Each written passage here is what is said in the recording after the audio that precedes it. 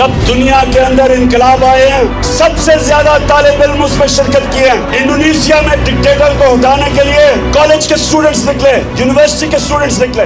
America के अंदर जो सिविल राइट्स मूवमेंट थी, उसमें सबसे ज्यादा यूनिवर्सिटी कैंपसेस में नौजवान उस नाइंसाफी के सामने खड़े हुए।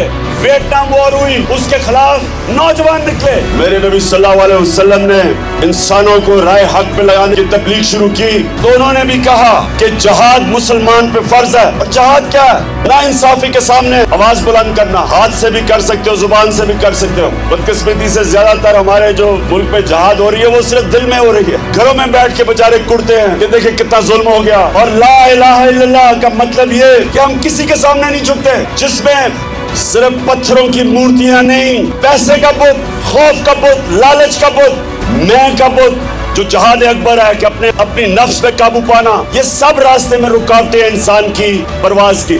जिस तारीख के मोड़ पे पाकिस्तान खड़ा, कभी कभी एक कौम की तारीख में एक ऐसा वक्त आता है, हर शहरी के ऊपर ये लाजमी हो जाता है कि वो राय हक के लिए अपनी आवाज बुलंद करें, जुल्म का मुकाबला करें। ना इंसाफी के सामने सर झुकाए, ना इंसाफी का मुकाबला करें। वो बुज़दिल और खुद गर्ज सिर्फ वो जुल्म का मुकाबला नहीं करते।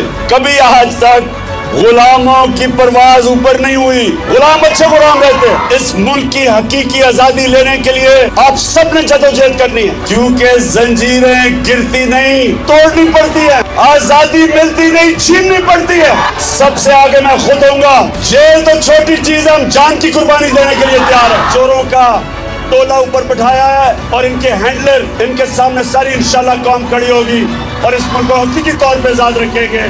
पाकिस्तान जिंदाबाद।